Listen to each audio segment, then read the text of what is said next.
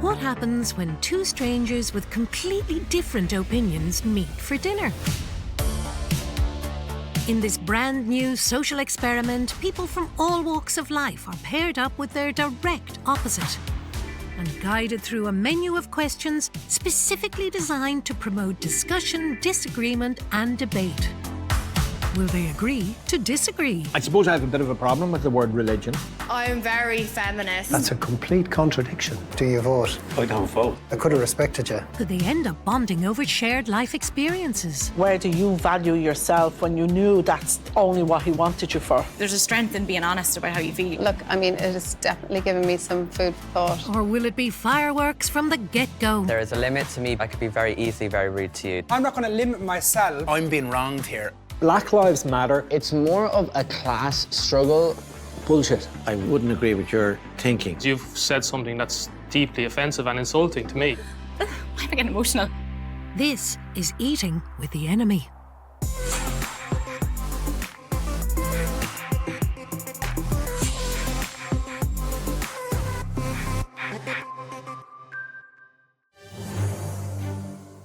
This restaurant is about to become a hotbed of conversation for a group of people who have never met before. Each person has agreed to have dinner with a complete stranger. Each conversation will be watched on by experts in the fields of psychology and human behaviour. The world has become quite polarised, and we all have our opposing points of view. We have devised a series of questions to provoke discourse amongst the participants, because people clash on points of passion, but that they unite and connect on those vulnerable humanistic questions. Eating with the Enemy is a social experiment where we see two people with opposing points of view sit down to converse, something they would never otherwise do. And perhaps maybe illuminate to them that they have more in common than they thought. So with everything in place, let's meet our first diner. Hello. My name is Joe. I'm a Catholic priest and I'm from Belfast.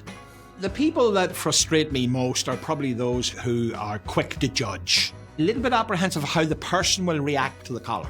I would just hope that I'm not boxed and ticked off as a priest, full stop. Sometimes I laugh, I say, you're having an allergic reaction to my presence. But if people give you a chance, I think they realise he's maybe not quite as bad as I thought he was. Who will be having dinner with Father Joe? My name is Bonnie Ann Clyde. I'm 26 years old and I'm from Dublin. I am a makeup artist, I'm an entertainer, a liberal lefty, which means I'm way more focused on making sure that everyone is equal and taken care of. I think my worst qualities are my loud mouth and my tendency to maybe be a bit annoying. The things I hate are people who are probably unwilling to listen. I would like to have a conversation with someone who is from a completely different background to me, someone who has never met a drag queen before, and maybe I could change their opinion. I think once you're not hurting anybody, you should really be allowed to do whatever you want.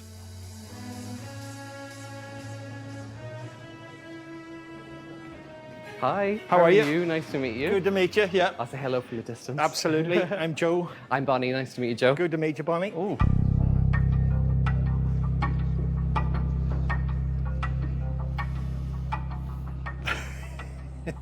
Are you surprised? Because I am surprised. Yes, I'm surprised. I think from the moment that I sat down at the table, my preconceived notions would kind of have given me the indication that we are both quite different.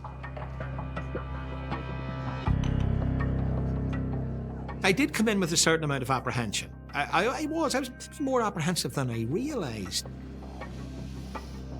It's time for Bonnie and Father Joe's first question. Oh, it's exciting. We got our first question. When someone meets you, what question did they always ask you? The first question they always ask me is, how long does it take you to do your makeup? Okay, yeah. I wouldn't have thought of it, but it's a good question. They probably don't ask you the same thing. No, they don't ask me the same thing. What do they ask you? No, but sometimes they do ask. They react immediately to this. There's such a range of reactions from people who are over the top, obsequious to it, think it's the best thing since sliced bread, to people who are really angry with it. I think you have your mind made up A lot of the time, Correct. when you see Absolutely. it, Yeah, no. I'm trying my best not to be like Yeah, but it's understandable. making assumptions. There's a history to it, there's a whole context to it, and it's all right me saying, well, there's more to me than this, but it's what people see first. Yeah.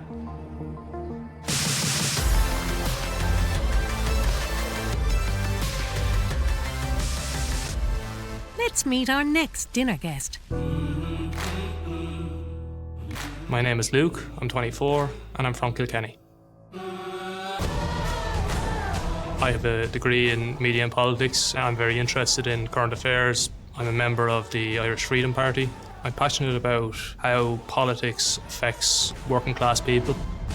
I'm very critical about the impact that the European Union has had on this country and on Europe in general. I think my friends might describe me as opinionated.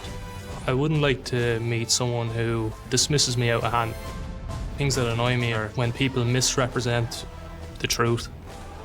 Better to reign in hell than serve in heaven. Cheers, thanks.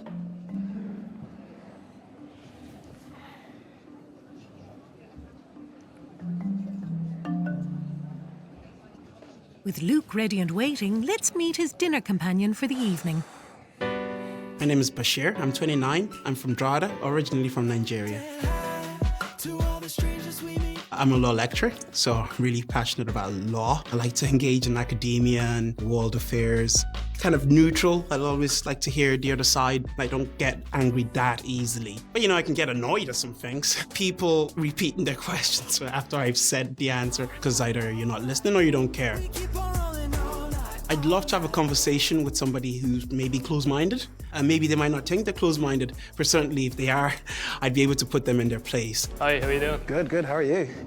Surviving. Surviving, which we are. Start off with the water, I suppose. So what's your name, sorry? Sorry, Bashir. Bashir, Luke. Luke. Nice to meet you. man. Are you based in Dublin yourself, or? No, living in Kilkenny. Kilkenny. Yeah. I'm in Drogheda, so. Drogheda. Yeah. What was going through my head was basically, I was just kind of anxious. Who is this person? What's his viewpoints? Is he going to be racist or not racist? It's sad because those are the thoughts that you have to consider as a black person. Time to break the ice with their first question. Oh. When someone meets you, what question do they always ask you? Oh, Jesus. The usual question is, where are you from, isn't it? It's a nice conversation starter. Usually that's where it would end, but it's never satisfactory. It's the, where you really from or originally from. As opposed to if you ask, where did you come from? That's a whole different question, But yeah, the where you really from question is kind of, it's like, do you really need to know? I think the first question was very interesting. Oh, where are you from? That's a big thing for him.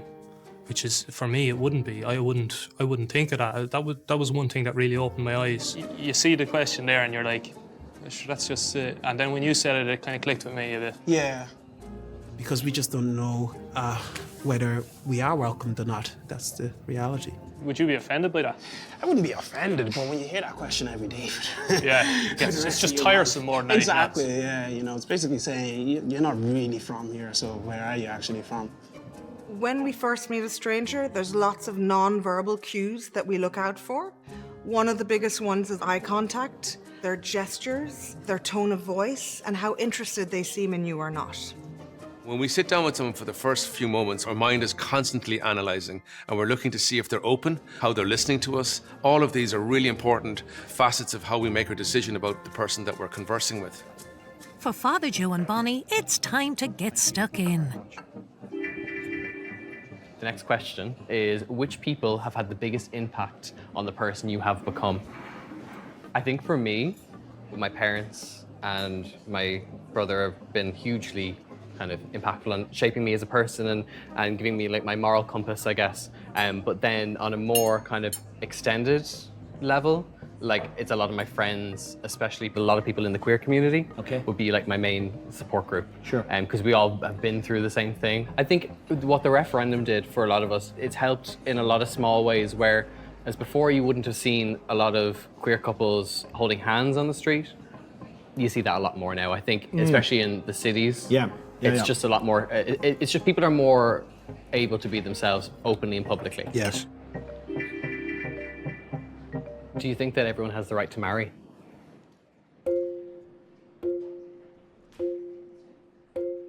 Well, it's a very interesting thing, you know, people's rights. I used to think that, well, sure, everybody has the right to do what they want to do. But the problem with that is, like, I don't have the right to drive down the street and break the red lights. No. That's, you know, against the law. even though I feel like it. You know, I feel like I'm in a hurry. Because that could harm someone. You see, I think without any right, there's responsibility. Of course. So, from a Catholic perspective, from a church perspective, the teaching that the church offers is that marriage is between a man and a woman. Joe seems to have very traditional views when it comes to marriage as it relates to the Catholic Church. He's very much of the belief that a religious marriage is between a man and a woman with the idea of procreating and making children. If somebody said to me, are you in favour of civil unions? Yes, there's no question. See, I'm in favour of civil union, but I have a difficulty with gay marriage. They're quite different. Is it possible for two men to love each other, two women to love each other, totally and exclusively for the rest of their days? The answer is pretty obvious. Yes, exactly. Is the answer. The difficulty is where, and as you know this, if two men come to me, or two women come to me and ask me to marry them in the Catholic Church, the sacrament of marriage, it's not gonna possible. happen. Yeah, well, exactly. we can't do it.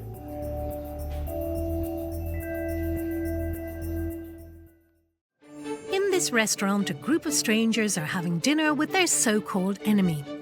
Each pairing has been carefully selected due to their apparent differences. Each table has a menu of questions that appear intermittently throughout their meal. Questions will pop up, and they're designed to help steer the conversation and prevent it from becoming caught in one particular idea. They'll cut through the small talk and really get to the important part of the issue they're there for.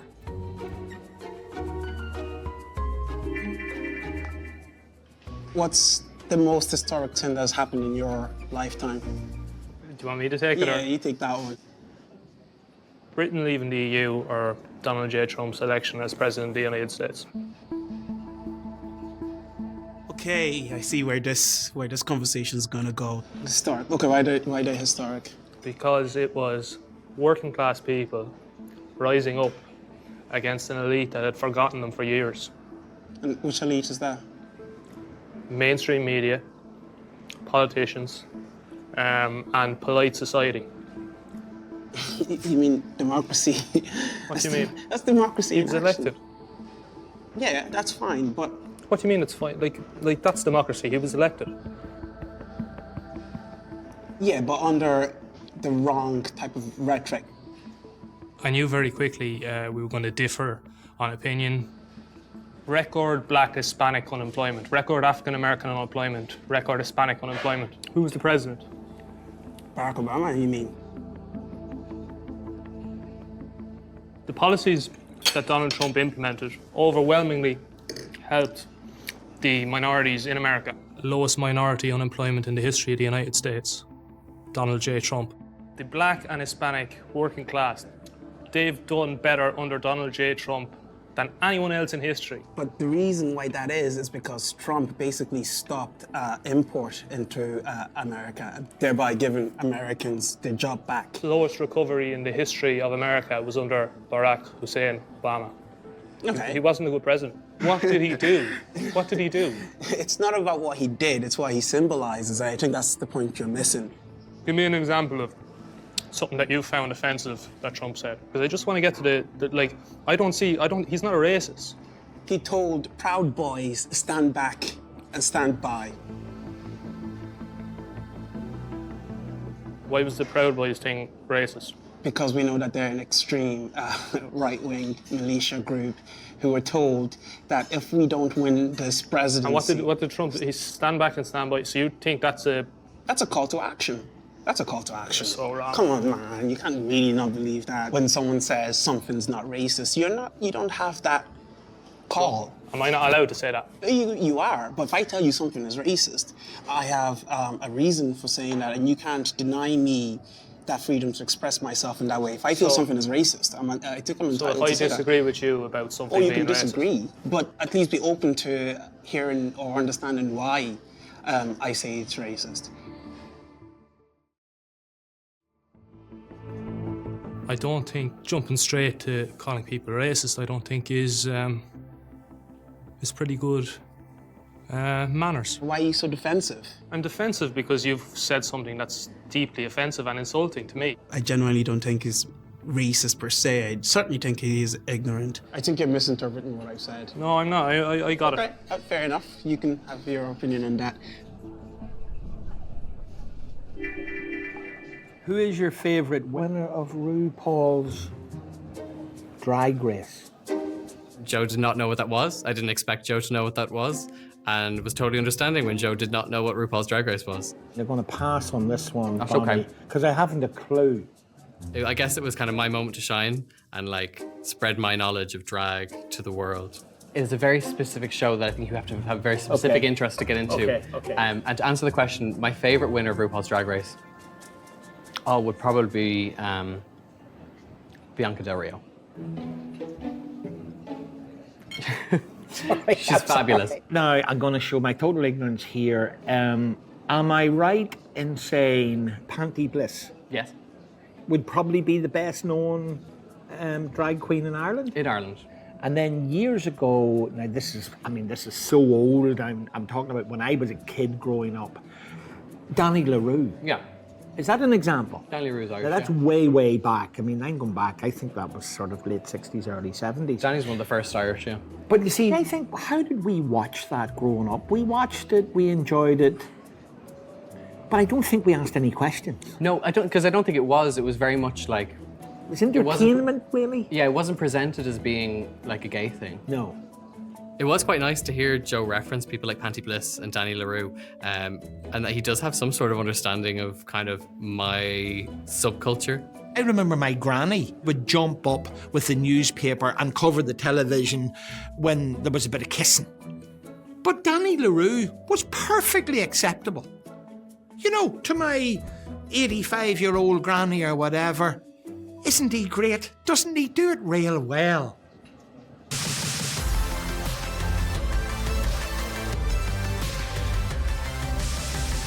Let's see who's next to join the conversation.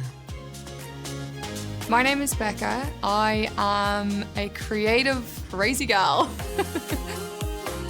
I would describe myself as ambitious, kind, and fun.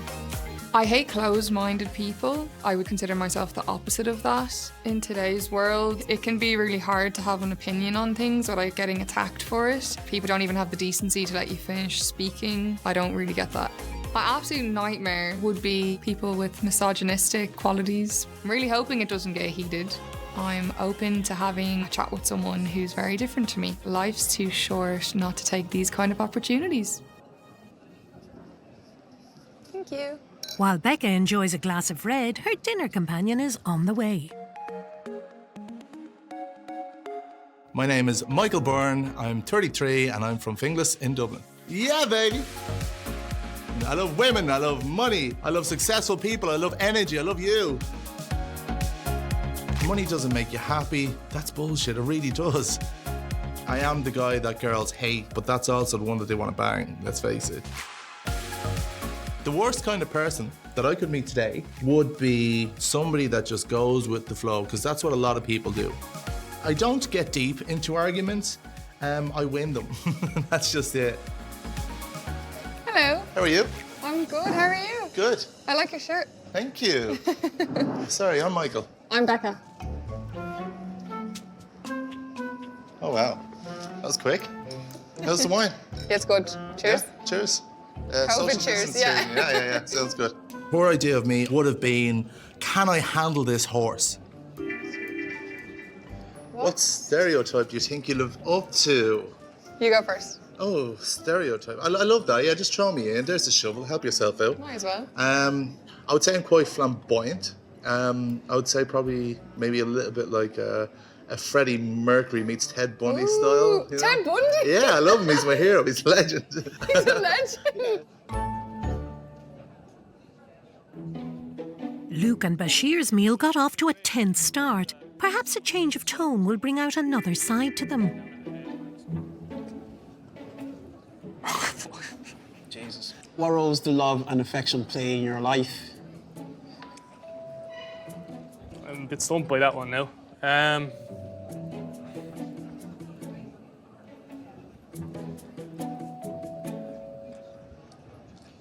Are you in a relationship now? No. No? No. No. You've been single for a while, have you? Or Yeah, I've always been single, would you believe? always? Hmm. What do you mean always? Always. You've never been in a relationship? No. So when the question says, what the impact of love, do you know what love is? No. I wouldn't think so. Rather than other than family. I was a little bit surprised about how open he was with the whole love and affection question, because that threw me back a little bit. Tell me if it gets too personal. Do you think that there's a relationship between you being single for a long time and your kind of right-wing idea? Not right-wing, I don't know how you position yourself, but that kind of thinking? I don't know. Like, for example, I'm in a relationship and she's a feminist, like hardcore feminist. I would have never even thought about that. I'm a Nigerian, so we're quite, men rule the house and that type of kind of thinking. And so when I met her, she completely changed my outlook. So, maybe love and affection does have a role in how we view the world. life. Yeah, And is that a choice or is just... I'm not very much interested in it, to be honest. Okay. At the moment. Okay. Yeah. But it was interesting. It was interesting for you to go straight there for the gut punch. Sorry. Oh, it's okay. I didn't It's mean okay. to buy it. With all the diners enjoying their meals, it's the questions that are sometimes the hardest thing to swallow. Cheers. That's lovely. Yeah, it's very nice. If I were in charge of Ireland, what law would I create and what laws would I abandon? I'd probably implement hate speech laws or anti-hate speech, hate crime kind of legislation. That's probably one of the things I would do immediately. I'd get rid of illegal immigration. I think illegal immigration overwhelmingly hurts minorities. See, you call it illegal immigration. Because it's not legal. The term illegal migrant has some negative connotation to it. You're here illegally kind of suggests that they're criminals, when in fact the majority of people are just looking for a better life, I think. That was the first time that I've actually met somebody who's so opposed to immigration. Because usually people who meet me would be careful to talk about, oh, I'm an anti-immigrant or something like that. The reason the black and Hispanic unemployment numbers in America were so good under Donald J. Trump's presidency was because the destruction of illegal immigration and lesser legal immigration. That gives people who are in a lower wage bracket, it doesn't saturate the jobs market at their level. He was talking about the low-skilled jobs, but because that's all he could refer to, it kind of made me realize that this guy only perceived immigrants as being low-skilled workers. Is that not sad? That I care about those people? No, the fact that what? the people you've named Yeah. are based in lower skilled jobs. It was immigration, all these immigrants coming in, taking our jobs and things like that. When actually, those nations, America, the UK, and so forth, are built by migrants. So it seems to me that we don't want migrants when we are doing well and good, but in a recession or when we need vibrant working society, then we'll let the migrants in. You can't pick and choose when you want migrants in. But like, you have to help those people. It's no good saying, oh, we have to change them. Those people, they should be better. They should do. No, those people are what they want. If those people want to work low wage jobs, nobody wants to work low wage. Nobody jobs. wants to work I'm sorry. low wage.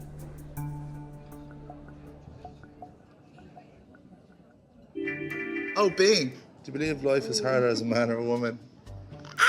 Definitely life's harder as a woman. Look, Jesus died after bleeding for a few days. Do you know what I'm saying? You guys have to bleed every few days, every few months. You know what I mean? Like, it's gonna be a lot harder for girls.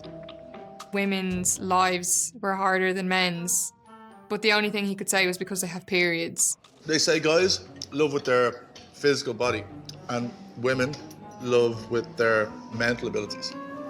Which is why it's always harder in a breakup for a woman to kind of let go of a guy. I think guys feel just as strongly as women. I guarantee you, I have plenty of male friends who open up to me. These guys that would open up to you, would they be soft? Would they be kind of like, would they be gay? Do you have to be gay to be emotional as a man?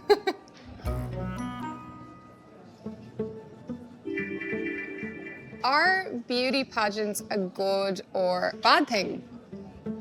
I think beauty pageants are a good thing if every single person involved benefits from it equally. That's horseshit. I'm sorry, it really is. I've done a lot of these pageants. I've done the biggest pageants in the country. I've judged them all. So What? You missed that step. I've judged Miss Ireland, and I'm the current judge on Miss Bikini Ireland for the last 7 years.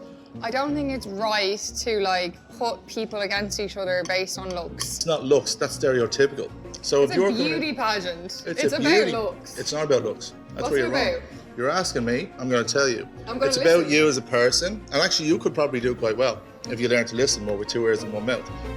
It's about your personality. It's about watching you grow. It's a beauty pageant. And beauty pageant as a concept, I don't agree with personally. They're bad, not for me.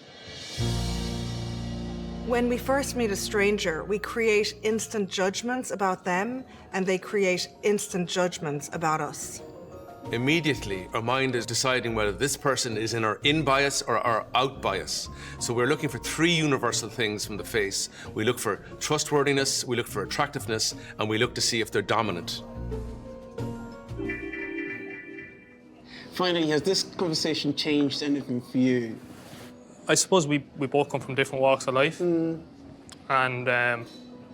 look, it's hard to kind of find someone else's point of view. So look, I'm sure you're a good guy. It's just we just come from different walks of life, do you know? The one thing I've learned about eating with the enemy is that we need to eat more with our enemies so we can become friends. It's really important for people like us to sit down together because we're such polarized viewpoints that we never actually come across each other. Yeah, we'd never speak, maybe on Twitter And or look, something. we came out a little hot, but it's better. Cheers to that, will you? It's grand. For Bonnie and Father Joe, the big questions keep on coming. Ooh. What does religion mean to you? I'll let the priest go first. Some of these questions are going to give me indigestion. What does religion mean to me? I suppose I have a bit of a problem with the word religion. Like if they use the word faith, if they use the word spirituality, I'd have a different reaction. I see a big distinction between organised religion, particularly where you seek to tell other people what to do. Yeah. Compared to my living faith. I totally agree with you. So the organised religion is the thing that kind of stinks the most, I think. And I have no problem at all with people who have their own faith and their own spirituality, who kind of take it upon themselves to believe what they believe. But then when it gets to the level that it got to in our country and across the world, where it's this big organised thing situated in Rome, specifically obviously the Catholic faith, that has such an influence on everyone's day-to-day lives and has such monetary wealth, it just doesn't add up to the whole Jesus knocking over the table in the temple. You're saying you boys in the Catholic Church have gone a long way from Jesus. Do you know what I mean? Exactly. And I think you have a valid point. We have. I thought there was a thoughtfulness in Bonnie, that my fears around, for example, being boxed because of the collar and priesthood, like across the table was me from somebody who was genuinely trying not to do that. I would describe myself more as a humanist. We're together on this planet for a short amount of time. Let's just make the most of it. So it would be almost the shared common humanity. Exactly. And that we be good to one another because we're humans, Yeah, sharing the same exactly. And earth. we're all... Yeah, no, I get you.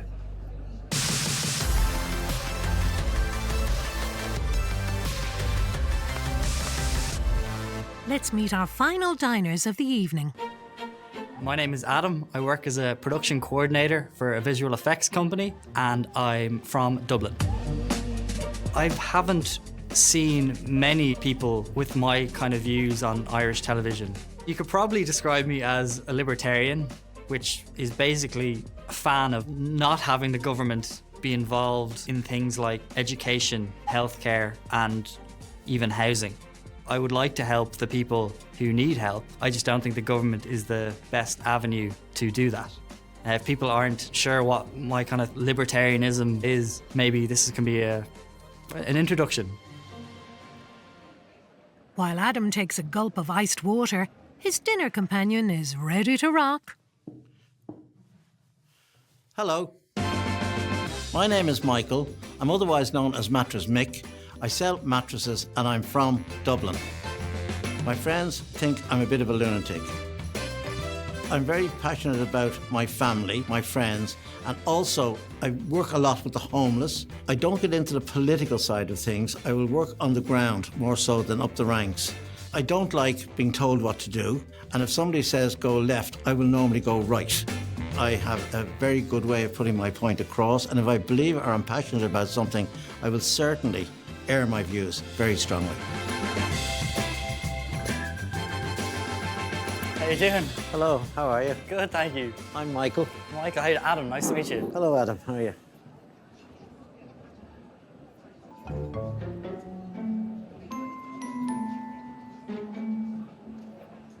I think I know you. Do you? Mattress Mick, is that? That's correct, Oh, yes. how you doing? Thank you. I don't consider myself a star.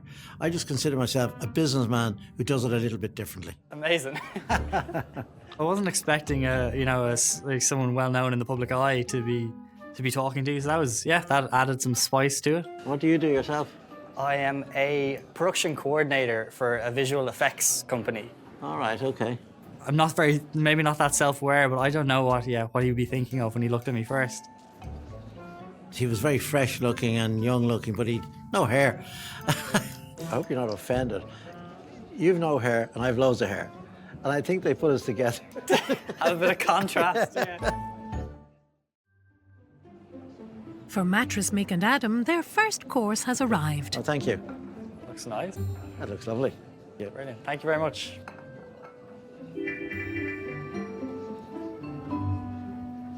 Do you trust the government? The present government I do trust, yes. Okay. I do. I think they should be in charge of a lot less of our society than they are currently. Say healthcare or home or the housing crisis. Yeah. They're not the best people to handle that. Private individuals and private organisations are a better entity to achieve that goal than the government. I believe everybody has a right to a home. Everybody should have a home, everybody should have a hall door, and particularly families should not be evicted from homes due to lack of money. When you say right, the government should be forced to provide that for them. Yes, I do believe they have a right to a safe, secure dwelling. If there's a problem, you say, oh, the government should do that, the government should do this. Basically, it doesn't have to be like that. And I think there's a lot of benefits to not looking to the government first. So I would like the government not to be involved in, say, providing housing for people in need. But they have the money. Yeah, but why? Well, yeah, I don't think they should have the money. Do you know what I mean? Who should have it? I would like taxes to be a lot lower and have more, each individual have more wealth themselves, that they can decide how best to distribute that. Yeah, no, I wouldn't agree with you entirely there now. He's probably saying that not knowing what it's actually like out there and what these organisations are up against. I think there should be a department within government to try and get all of these people who I believe have a right to a house or a home. If it goes to individuals, it won't happen. Why do you think it wouldn't happen? If it was done privately? Yeah. Because I think greed has set in. Yeah, the only thing would be I think you get a better provision of service if it was done private. No, I'm sorry, I would certainly disagree with you entirely. Really? Yeah. He's living in not my real world, his real world. Definitely, I wouldn't agree with your thinking. I get you. No. When two different generations sit down and debate, they tend to overgeneralize about each other. The younger generation might be dismissive of the older ideas and see them as archaic, and the older generation may be dismissive of the young generation because they feel they don't have enough life experience to be able to form an intelligent response to an idea. Is there anything in your life you feel guilty or ashamed about? No, I don't have Jesus. anything. Of course, you're a virgin from the convent. If I was not a virgin, should I be ashamed? I wouldn't say she's done too much wrong to feel guilty about. I've probably lied. What did you lie about? You know, saying that like you're late because of some reason when really you're in bed, and With your partner? little white lies. No lies in my relationship. Oh, you're in a relationship? I am. Okay, how long are you in that relationship? For 3 years. What's your take on, let's say, cheating or something like that? I don't think that I could forgive a cheating partner. Michael, if you have a girlfriend, I hope you never cheat on her. Have I done wrong? Yes, I've done wrong. Have I cheated on Everybody girls? has done wrong. I've cheated on girls, but here's the thing. Yeah. I've always told them afterwards. If I were to describe Michael, I would say probably not someone I would be rushing to meet again. Did I have anything in common with Rebecca? No, nothing in common at all. What do you think of your dinner companion? Ooh. Not as open-minded as I might have thought or hoped. I'm not open-minded. No, I was expecting more fire from you. I really wanted some conflict, some confrontation, some drama, some passion in the bedroom or something. Give me something. I think we're very different. The one thing that I've learned from eating with the enemy is that, you know, there's an average type of person out there. I know that you might not see yourself as being average, but I always respect average people and, you know, do you. I respect you. I respect you as well, but I disagree with a lot of the stuff you said. I know you do. I can feel that. One thing that I have learned is you can have a civil conversation with someone who is your absolute opposite.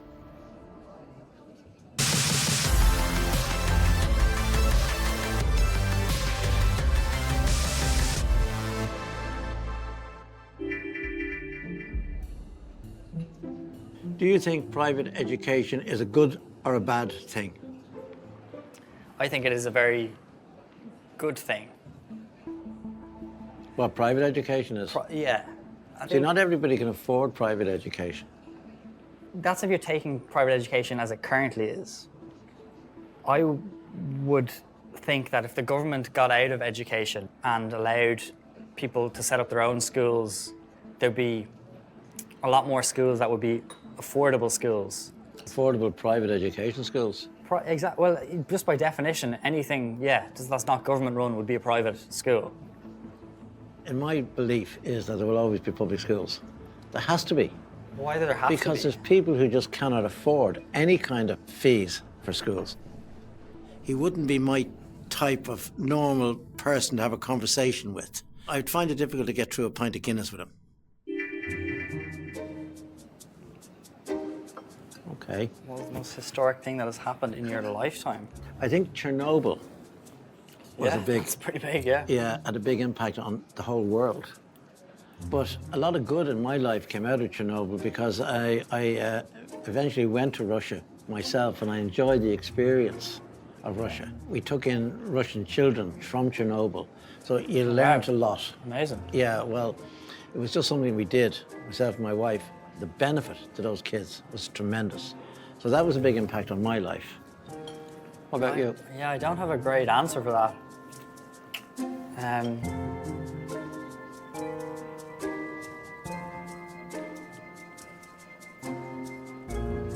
The experience for me was both interesting and frustrating because I felt I could have done a better job.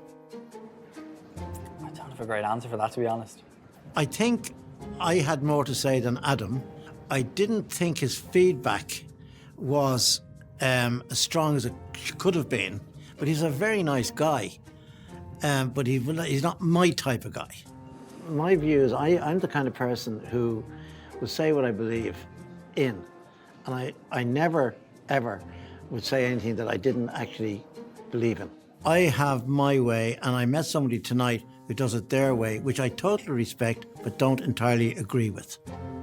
One of the most important lessons the diners will learn from this experience is how to have discourse once again, how to disagree with each other in a respectful and dignified way. Ultimately, what's so positive about this social experiment is that we're getting people with opposing views who would never otherwise meet into a really safe environment where they can actually air their views, hear the views of another person, and maybe they might learn something about themselves.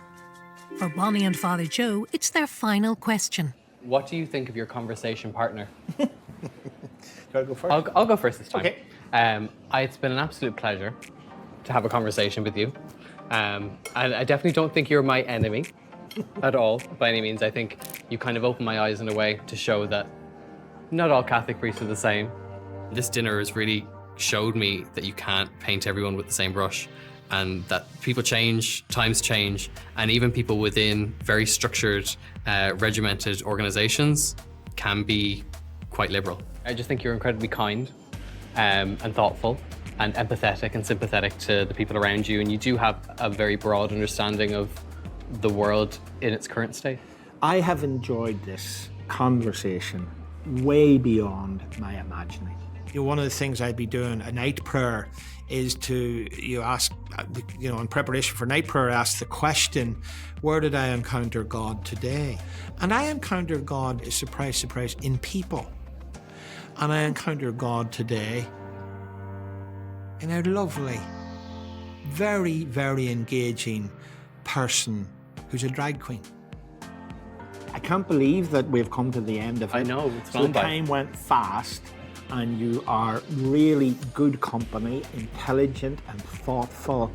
And I really, really enjoyed the experience. I want to really thank you for it. It's a really good experience. Thank you very much. Do I get a second date?